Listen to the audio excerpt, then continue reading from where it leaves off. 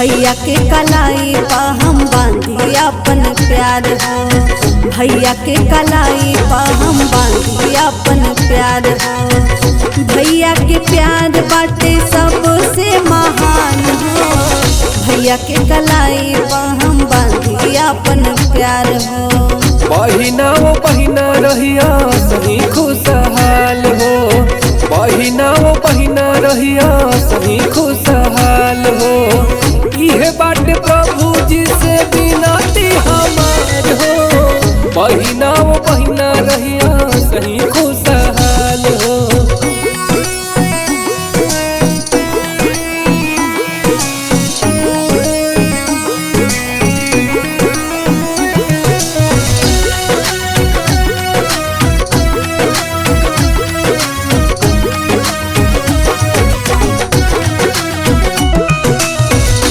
जिहान धागाई त हुए नेह की डोरी। राख खुशहाल भैया के प्रभु जी से बोली। जिहान धागाई त हुए नेह की डोरी। राख खुशहाल भैया के प्रभु जी से बोली। जग में त पावन बा भाई बहन के प्यार। तोह पे निछावर हमर दुनिया जहान। भैया हमरा खातिर हवा तू ही भगवान हो।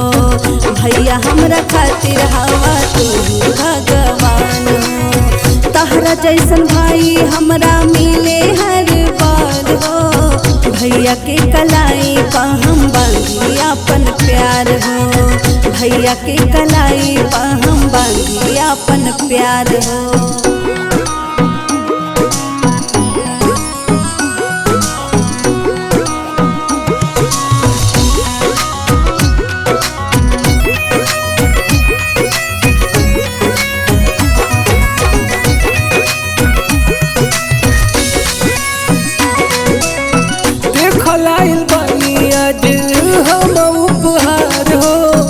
बहिनी के खातिर आज भैया के प्यार हो। देखलाइल बानी आज हम उपहार हो।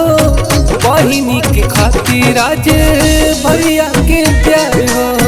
भैया से बढ़ के नहीं होला उपहार हो। हमरा खातिर तू ही हवा हमर उपहार हो। राखी के बंधन होला जब त्योहार हो। राखी के बंधन होला जब त्योहार हो। नेहिया के डोरी और सारा दाया पार हो। भैया के कलाई पा हम बांधी अपन प्यार हो। भैया के कलाई पा हम बांधी अपन प्यार हो।